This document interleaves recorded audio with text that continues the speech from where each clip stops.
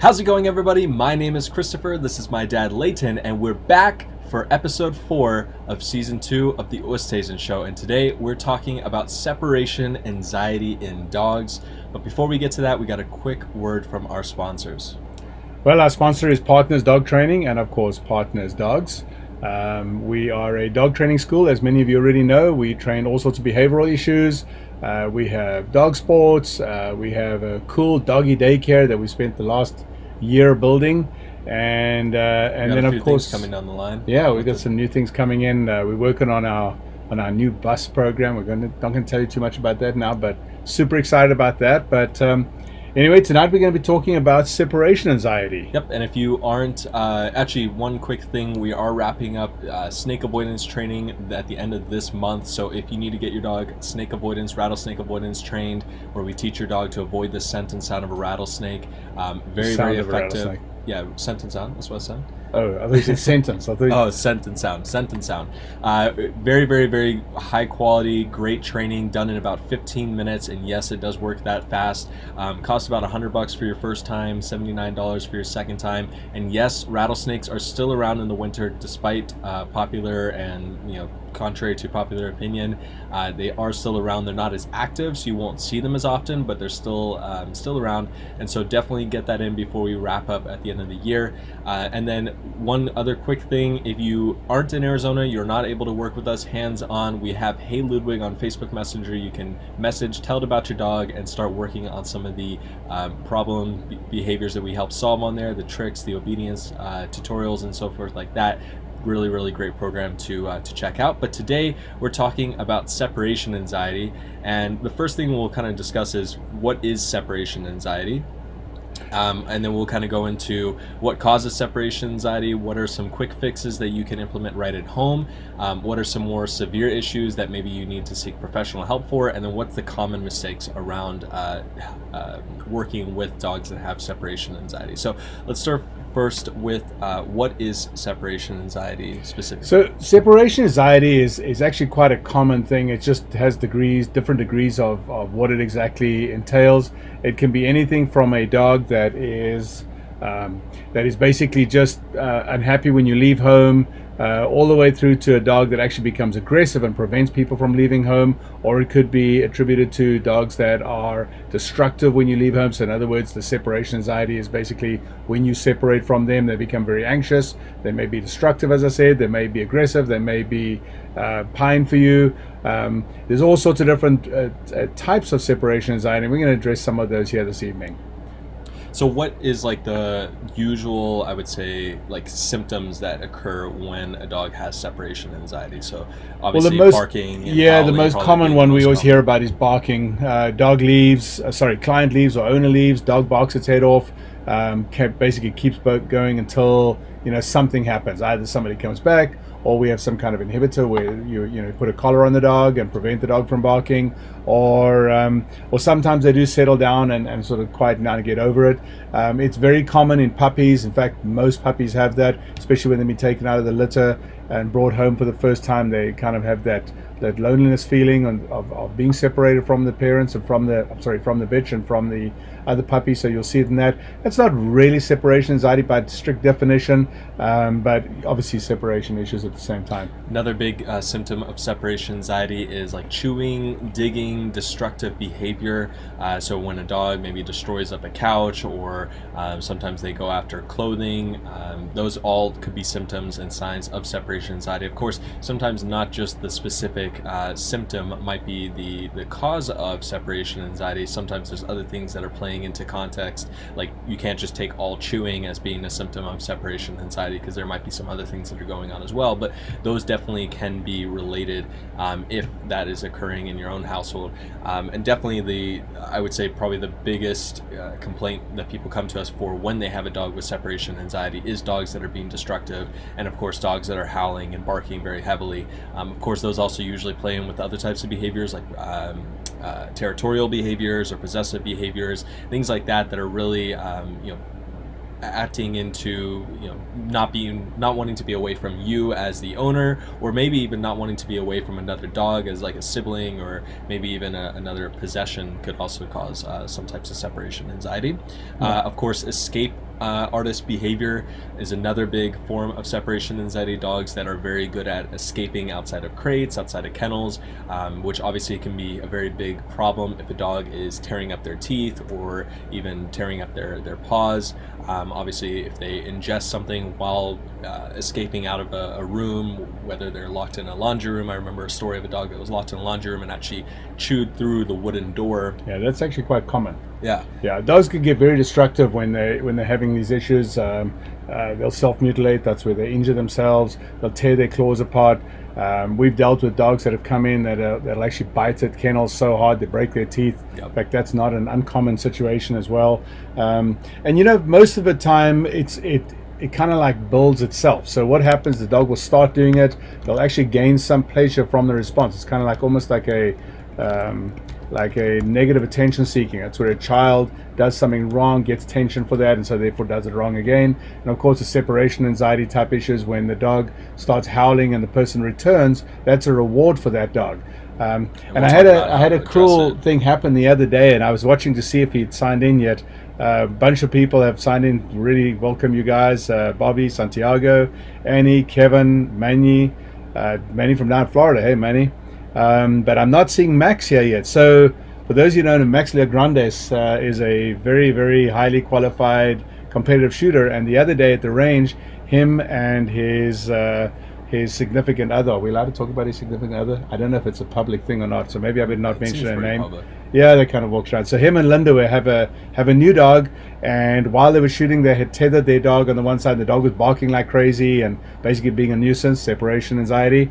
And Max came walking back to come and take the dog, and I was like, no, just leave him alone. Just tie him up, or put him up in a crate, or do something like that. Leave him there. Don't come back to him, because in effect that's a reward. So when we're dealing with separation issues, it's really important that you think about how you are going to approach this thing. If you basically come back to your dog every single time the dog barks or howls or cries, that is in effect a reward, and that will encourage that behavior, meaning they'll keep doing it. In fact, they'll do it to a higher level. Yeah. Same thing, dogs that have got separation issues and break out of a crate, once that dog learns he can bust out of a crate, he's going to keep doing that, and that becomes his reward. And it's actually a real problem for us as a training school when dogs have learned how to destroy crates, because they'll come in here and they'll bust out of a crate within half an hour. So we have special crates that are built basically to withstand that. They're actually, we call them cop crates or police crates. They're built for police cruisers, but we have them on the ground. They're stainless steel, and no dog breaks out of them, I promise. So, but that's an expensive crate to put into your home. Right, and before we get in, I want to tackle a little bit some of the other symptoms, because these are less getting common. Ahead of you? Yeah, just a little bit. So pacing, another big symptom of separation anxiety. Of course, again, these don't necessarily mean that your dog has separation anxiety, because there's a lot of dogs that just have a lot of energy that will pace endlessly. Belgian Malinois being one of them. That shit. But remember, we talked about Crush the other day. My dog Crush, he paces nonstop. While he's awake, he's pacing. Right. And he hasn't got separation issue. He's just a very high drive dog. So that's not the same thing. And then there's another term here. I don't know if you know. Have you heard of that term before? That's a new one that I've heard. Because I've actually. So what's funny is that, again, we get a lot of dogs that come in with potty training, right? And we'll go through this term in a second, but a lot of times people will say, oh, my dog pooped or peed in the house because they were mad that I left. Right. And it's not really quite the way that it works that way, but this term I've never heard before. And so that might actually be leading to that. This is coprophobia, and it's basically where dogs eat their own poop, right?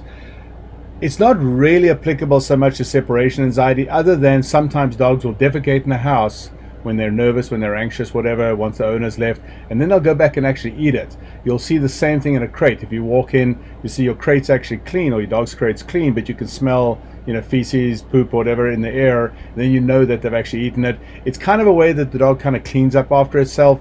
Obviously, it's pretty gross for most people. Most people trip out when that happens, but it's not that unusual. And it could also be a behavior that's become, like, if a dog has pottied before and then they got yelled at after for, the crazy mom. Yeah, so there's thing to hide it. There's trainers that'll get into that. I'm not sure I share that opinion. Now we're into housebreaking or potty training or elimination issues. So dogs that eliminate and then get punished for that, there's a school of thought that some people believe that dog will later on actually eliminate intentionally so that they can get that attention seek, meaning negative attention seeking. the way to look at this thing without getting into too much detail here tonight, because there are dogs that would apply to, but they're very rare, so it's not something I like to talk about in general terms. It's very unlikely that any of you guys will come across that.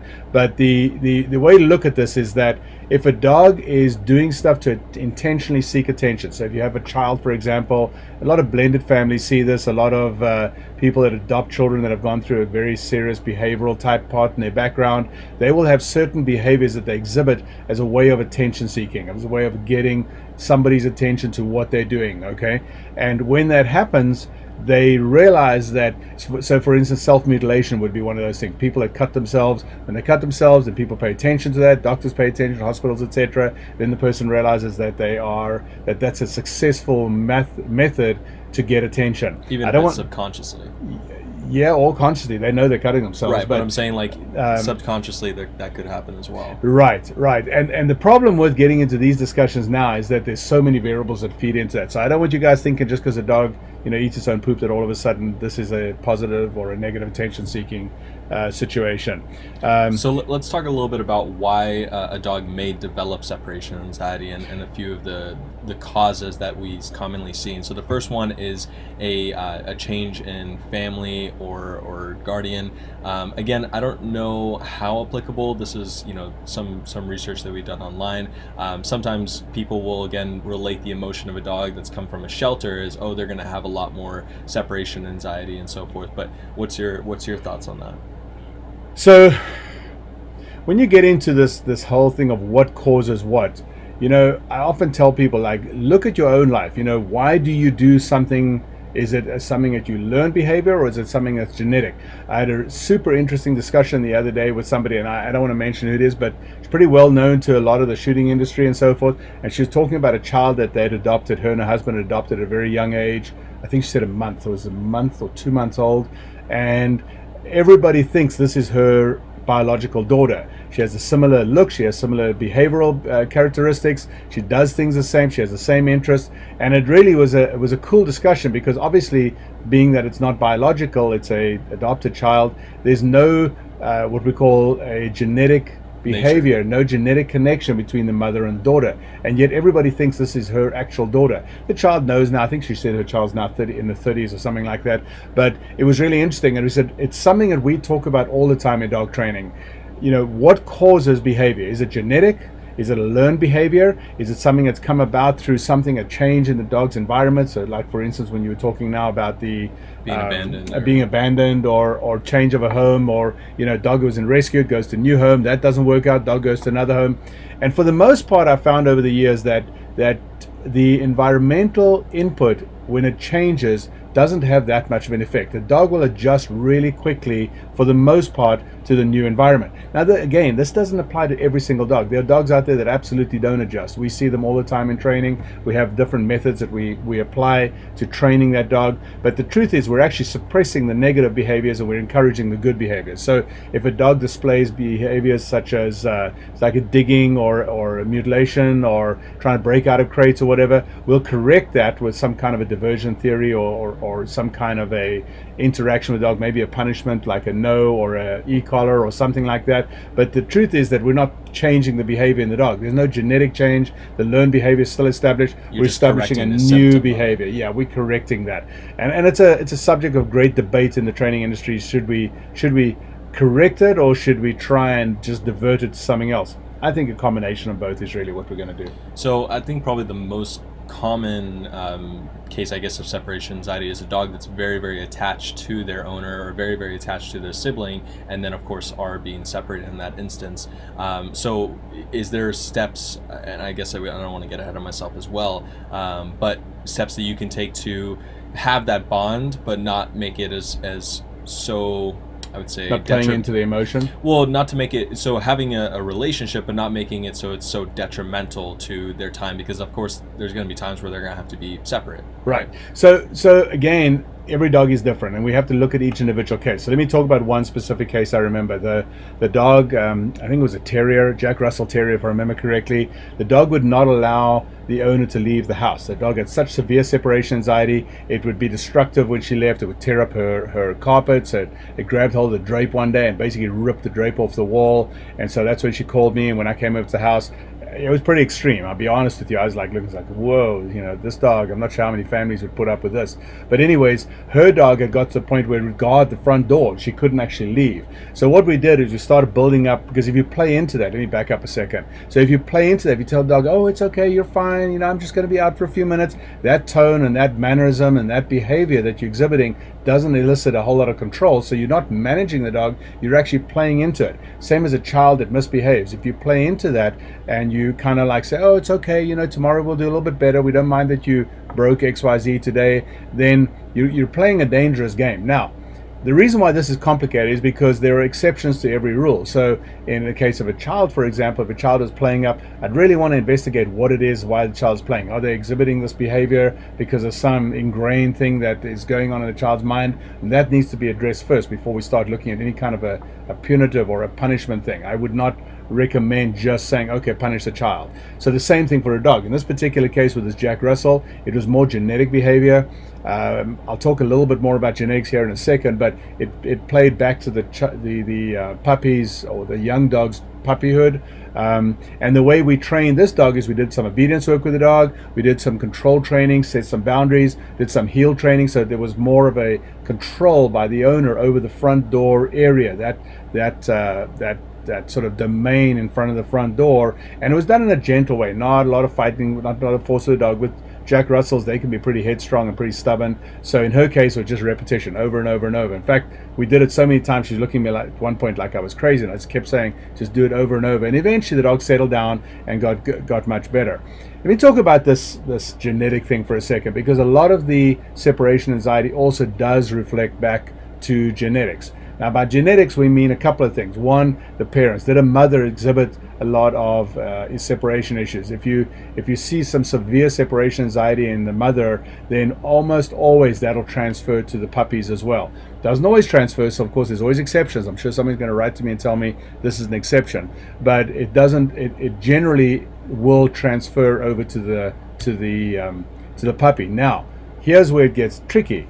Is that a genetic thing? Or is that because the mother, when she's raising the puppy, like the first phase of development, roughly, if I remember correctly, it's a 3 to 6 week phase. I need to go back and look at my puppy phases. There's a phenomenal book by Wendy Volhard. I think it was Wendy Volhard that wrote that. And then the Monks of Newskeet also had a great book on the different phases of puppy development. But anyway, there's a certain phase where the puppy is starting to kind of like feel the outside world and look at the outside world. Well, if the bitch, the female, the mother, is displaying severe issues about the outside world, very highly distrustful of the outside world, distrustful of people, then those behaviors will transfer to the puppy. That's not genetic, that is a learned behavior that the puppy is learning as a puppy. And this particular Jack Russell had a lot of that. We were able to track that back to the owner, to the breeder. So, and there's a point here where a change in residence could sometimes cause separation anxiety. I'm guessing it's because they're relating it to a change in environment. And that's actually funny because one of my friends recently changed from an apartment to another apartment, and his dog was fine in the previous apartment, right, and now resource guards and is territorial in the new apartment. So not unusual. Yeah, I was going to say, so how often is that the case, and what steps, obviously above, we talked about resource guarding before, and obviously there's other steps that we can take in terms of separation anxiety specifically, but is there any specific things for a change in residence? So let's look at some of the treatments, and then I'll come to that answer, because so I break the treatments for separation down into 3 different areas, right? I'm actually just looking at our notes here to make sure that our notes are the same as what we're talking about, but basically those 3 areas is: 1, diversion. I want to divert that dog's attention to something different. 2, I want to create a foundation. You've heard me say this a million times. Create a foundation so that the dog has more of a working spirit, working for me, trusting in me, paying attention to what I want, and so forth. And then 3, I want to manage by looking at the results I'm getting, how I'm going to address that going further, right? Now, Linda, who used to be an instructor here at the school and then moved back to the southeast, she made a great comment here when she's talking about it. She said, I'm just going to read it because it plays in exactly what we just said. What's worked for me is changing patterns when crating. Don't always crate the dog at night or when awake. Crate when in the shower, then to let the dog out. Crate when on the phone, then let the dog out. And once you change the pattern, it works. And that's kind of exactly what we're talking about. What she's doing there is kind of desensitizing the dog to the crate. To the crate and to leaving. Yeah, exactly. Because that's what a lot of people, what they'll do is they every single time they leave, they play up the dog and say, "Oh, I'll see you later. I'll see you later," and we don't work the do dog that. up in that. And then that's always the time that's the only time where they actually use the crate, and so the dog naturally associates, "Oh, mom's leaving," with the big scary crate, when it should be the complete opposite. The crate should be a very, very positive and uplifting environment, rather than a negative association between the mom leaving. So a couple of things we can do for that. So let's go to that aspect. So now what we're doing is we're crating the dog while we're at home, right? So that you don't have that association of crate the dog, open the door, leave, dog goes crazy. So while we're at home, we'll actually crate our dog, and we'll actually build a positive association with that. Feeding your dog in the crate. Every time your dog gets fed, all of our dogs are either fed in their crates or in the outside kennels, one of the two. So they have a positive thing. When they know it's feeding time, we walk in with their 3 bells, they go flying towards all of their crates, all 4 of them. They each go straight to their own crates. They go inside, turn around, look at us, put the bowl of food down in front of each dog. We don't even close the crates half the time. We just put the food down. And so they have a positive association with that. When we leave, there's no negative. They know it's fine, the crate's fine. That's just kind of like a babysitter for them. Second thing you can do, and actually my buddy Scott Stockton actually wrote it to me today when I posted we're going to be talking about this. Scott is a real smart ass, so you have to excuse him. But he said that you just give the dog a peanut butter sandwich and then the dog should be good. And he says that way I don't have to talk about this for an hour. I think he added something in there, an ingredient in there. Oh, did he? Yeah, he said a peanut butter sandwich and some pot. But we're not suggesting that. Well, even though we don't suggest it, and I haven't personally tested it, I'm not sure if you have, CBD. No, not on us. I thought you talking about me testing pot. I'm like, seriously? No, I'm not saying for us. I'm saying for dogs. A lot of people, supposedly, it's been, I don't know how many studies have been done about it, but on a, what's the term, anecdotal basis, CBD, pills or you get the little drops in their food helps calm them in some certain aspects, and so I've heard of people having success in that for dogs that have a lot of energy. So I have no experience with that, so I'm not even going there. But I will tell you, so we haven't talked about this, but there are some more severe things. So let's talk about a real severe case, and I'm watching the comments. You guys are, well, we've got a lot of people joining us tonight, so welcome to everybody. We really appreciate you guys signing in.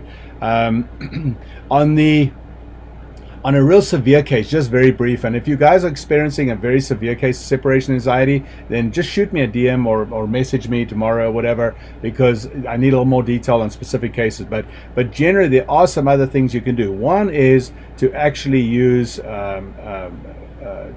narcotics, like Clomicalm is one, Prozac is another, and there's a couple of others. I'm personally not a huge fan of those things, and the reason is because if they're not done absolutely on schedule and correctly, they don't have the correct effect. Number two, if they are, if the person starts them and doesn't stick with it, they take time. Like Clomicalm takes 2 to 3 weeks before it has effect on the dog, but it does have an effect. Unfortunately, not on all dogs. About 50% is what we found. We generally refer dogs like that to a vet. They prescribe something, we'll use that. What we're really looking for in the beginning, and this is really the important part, is just something to dull that dog down so that they're not destructive. Because as I said, we'll sometimes get dogs in that are extremely destructive. And then supplementing that with the foundation absolutely obedience, because so we're in training school. And the thing is that sometimes when you are trying to train a dog that's just so wired or has just uncontrollable energy, you don't break through as much as you could, as if you kind of dull down that energy just a little bit with the help of some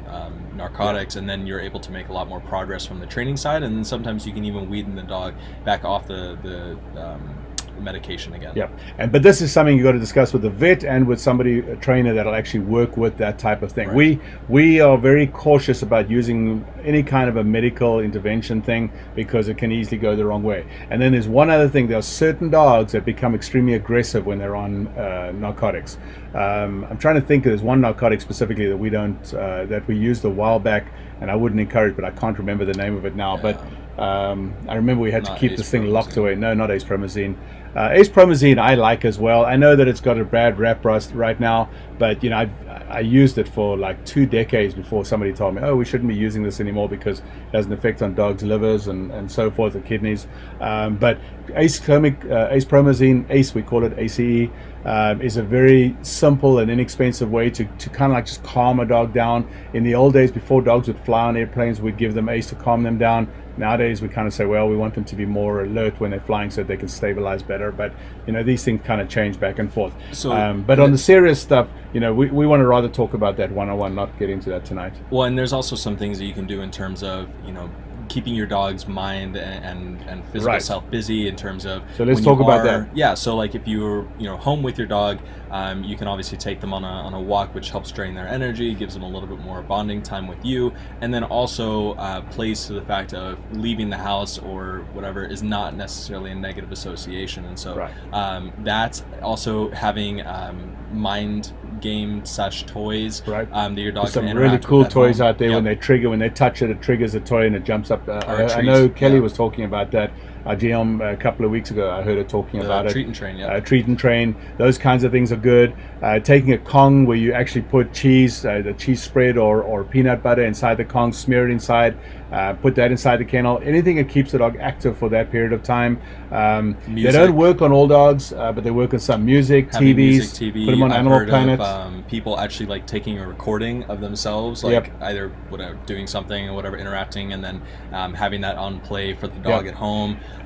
There's the little devices that have like they're like a treat, and then they have a little video screen that you can tune in from your phone, so you can actually call your dog over, whistle over, and then give them a treat from work or whatever, and it actually interacts with them through Wi-Fi, which is pretty cool. Yeah, some of those don't. So I was playing around with a camera and a dog the other day, one of our dogs, and the dog could not realize that it was me talking to him. I was actually FaceTiming the dog, right? Because I was missing my dog and all that, and they couldn't pick up the voice, and that's quite common. Some dogs do, some dogs don't. Our golden retriever is crazy and all squirrely and everything, but he, funnily enough, picks up our voices better than I just realized I'm looking at the wrong camera. Sorry, looking at the wrong camera. But again, you've got to experiment. So remember what I said. The third aspect was you've got to look and see and evaluate what's working, what's not working, and then kind of move around. There's no one technique that fixes all. And then definitely seeking out like either a doggy daycare or even a dog walking service, a pet sitter, anything that can also interact with your dog while you're away from the home. Obviously, we have a doggy daycare here at Partners, so we're pretty biased in terms of promoting that. But it really does help work because we've had lots of dogs. Gosh, probably more than a couple of dozen dogs now that have gone through training, and we've recommended doggy daycare to them, and now they bring their dogs back and the dogs are doing great. So again, they set into that routine and they enjoy it, and it's fun and it's social, etc. And then the other thing, which we haven't mentioned yet, I don't think, is exercise. So exercise is also a great inhibitor for a dog that has separation anxiety. Take your dog for a walk or take them for a run, play ball with them outside, get that energy worked off, bring them back in the house, put them in their crate, give them a treat, give them something that keeps them active for a while, and then obviously leave and go out and so forth, and by that stage they'll nap. Yeah, the crate is definitely going to be your best friend when addressing separation anxiety, so that you can stop the destructive behavior, because if your dog keeps being destructive, again, there's other things that can happen in terms of ingesting something that they shouldn't, or building up that and increasing that negative association, that negative behavior, which of course we don't want either at the end of the day. So definitely recommend, obviously exercise. Swim training is a really good thing to do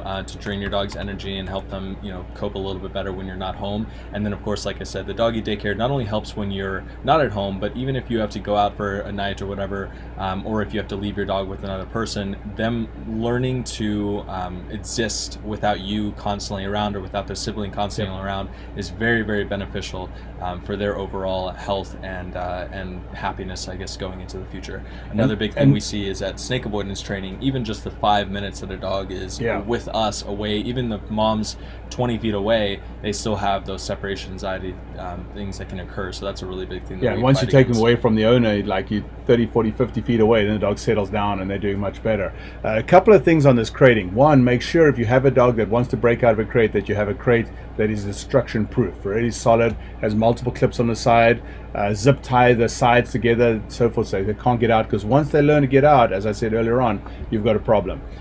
Two, if you do have a dog that's trying to break out of a crate, there's a company called Impact Crates, if I remember correctly. They've built some of the crates for us. If you're looking for their name, then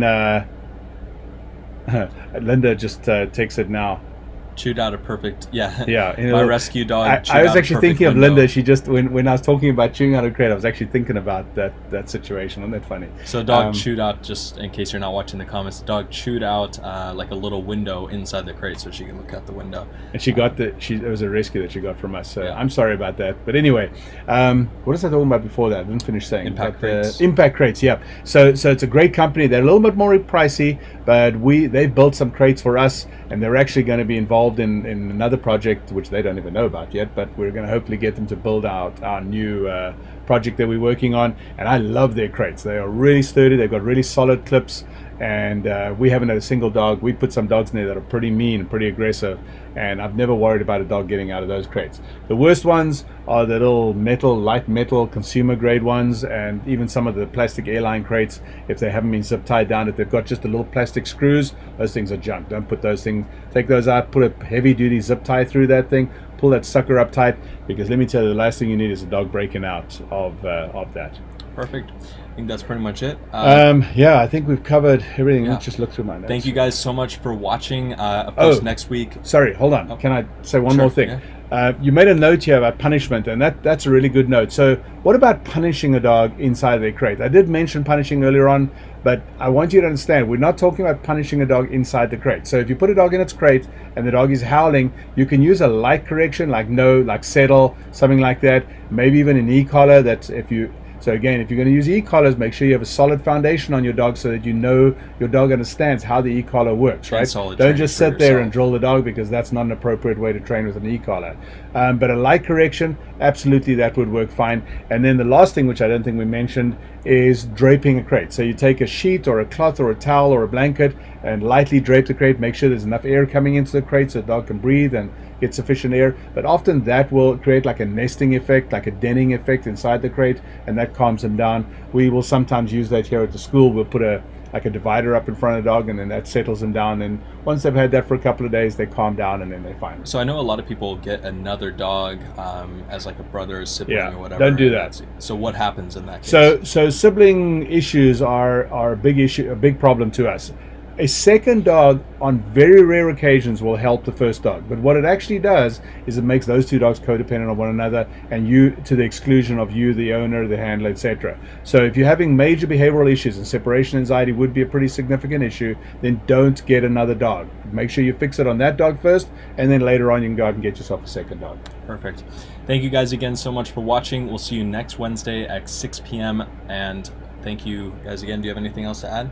I think we're good. What are we talking about next week? I'm not sure yet. Have we talked about that we'll yet? have to figure something out. Give us some feedback, guys. I see we've had, there have been notifications coming up on my computer all night, and I just love it. It's awesome, and it's nice to be back.